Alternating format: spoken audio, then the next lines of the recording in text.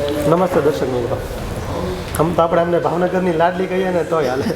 અનંત પ્રેમ આપ્યો છે. બહુ જ એટલે આપણી સાથે છે અલીશા પ્રજાપતિ, ખૂબ જાણીતા કલાકાર, અને ભાવનગરની લાડલી જ કહીએ આપણે એમને. કેમ છો? બહુ જ મજામાં એકદમ. અહીંયા આવીને ઓર મજામાં આવી ગઈ છું, કારણ કે જેટલી વાર અહીંયા આવું છું એટલી વાર મને અઢળક પ્રેમ આપો છો તમે બધા. અને આ વખતે પણ હું એ જ આશા સાથે આવી છું. મારી એક નવી ફિલ્મ આવી રહી છે, વિક્ટર 303, જે 3 જાન્યુઆરી રિલીઝ થઈ રહી છે. એટલે તમે જેટલો મને લાલી લીલામાં પ્રેમ આપ્યો છે, હમણાં મારી લાસ્ટ ફિલ્મ આવી ઉડન છું, એના પહેલાં અઘટિત આવી હતી, એ બધામાં તમે મને જેટલો પ્રેમ આપ્યો છે, આઈ હોપ એન્ડ એક્સપેક્ટ કે તમે આમાં પણ એનાથી પણ વધારે મને પ્રેમ આપો. આ એક નવી પ્રકારની ફિલ્મ છે. અત્યાર સુધી ગુજરાતી સિનેમામાં આવી કોઈ ફિલ્મ જોઈ નહીં હોય. મસાલેદાર, ડ્રામેટિક ને આમ એક્શન પણ છે, લવ, રોમાન્સ ને રિવેન્જ પણ છે. એટલે બધા જ મસાલાની અંદર એક ફિલ્મમાં તમને જોવા મળશે. એવું તો શું હતું એ સ્ક્રિપ્ટમાં અલીશાએ હા પાડી દીધી? ઇનોવેટિવ છે એકદમ, કે આવું ગુજરાતી સિનેમામાં થયું નથી. પ્લસ મેકર્સ જે છે, વિશાલભાઈ છે, સ્વપ્નિલ છે, એ લોકો બહુ ડિટેલમાં બધું સ્ટડી કરીને પછી કોઈ સબ્જેક્ટ ઉપાડે છે ને એના પર કામ કરવાનું ચાલુ કરે છે. એટલે મને એમની સાથે તો કામ કરવાની ઈચ્છા હતી જ. પ્લસ સ્ક્રિપ્ટ પણ એટલી ઇન્ટરેસ્ટિંગ મને મળી, ને મારું કેરેક્ટર પણ એટલું ઇન્ટરેસ્ટિંગ મને મળ્યું કે મને થયું કે ના, મારે આ તો કરવી જ છે. દર્શકોને કંઈક નવું મળશે. દર્શકોને કંઈક નવું જોવા મળશે. શૂટિંગ દરમિયાન એવું શું હતું કે તમને આમ યાદ રહે કે ના વિક્ટર કરી હતી ને મજા આવી? એવી કઈ ઘટના વિક્ટર માટે? મને યાદ છે, મારી બર્થડે હતી એ વખતે, અને સેટ પર બધાએ સાથે સેલિબ્રેટ કરી હતી. એ વખતે અમે લોકો નાઇટ શિફ્ટ કરતા હતા.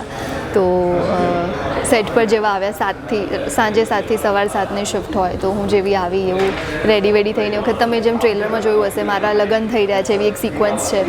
તો એ મારી બર્થડે વખતે એ જ સિક્વન્સ ચાલી રહી હતી. એટલે હું ફૂલ દુલ્હનના અવતારમાં હતી અને મારું બર્થડે સેલિબ્રેશન થયું ને બધાએ કેક કટિંગ કરી.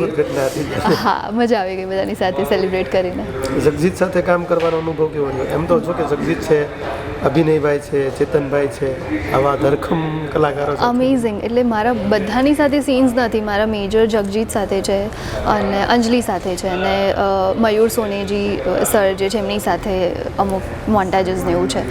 પણ સેટ પર હું બધાને મળી હતી. સેટ પર રહ્યા હોય એટલે મતલબ એ અનુભવ તો હોય ને કે અભિનયભાઈ સાથે લગભગ ઇન્ડસ્ટ્રીઝમાં કામ કરવાના મોકા બહુ ઓછા લોકોને મળતા. કારણ કે ડ્રામા વધારે કરતા હોય છે અને એ ચોઇસેબલ જ વસ્તુ. ટ્રુ. ના, એટલે બહુ જ સરસ. અભિનયભાઈ કોઈ સ્ક્રિપ્ટ ઉપર સીધી હા નથી પાડતા. ના. એટલે એની સાથે કામ કરવાનું એક અદ્ભુત ઓલી હોય છે.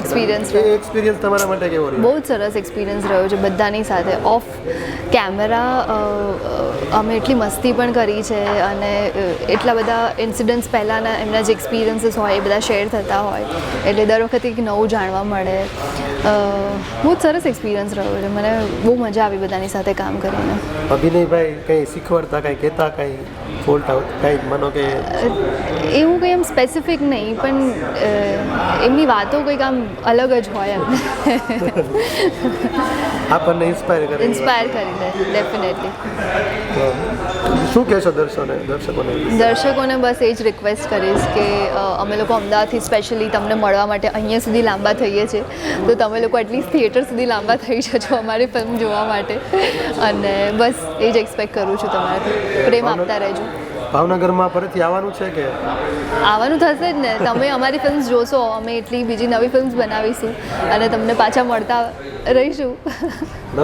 આ હતા અલીશા પ્રજાપતિ, જોકે ભાવનગરમાં બહુ સારી રીતે જાણે છે, ઓળખે છે. તો આપણે પણ ફરીથી હજી એટલો જ પ્રેમ આપીએ જે લાલી લીલામાં આપ્યો છે. પ્લીઝ. જેમ 10 શો આપણે લાલી લીલાના હાઉસફુલ કર્યા છે, એવી જ રીતે એમના પણ કન્ટિન્યુ વિક્ટરના પણ કરજો. વિક્ટરના પણ કરીએ. ડેફિનેટલી. Thank you.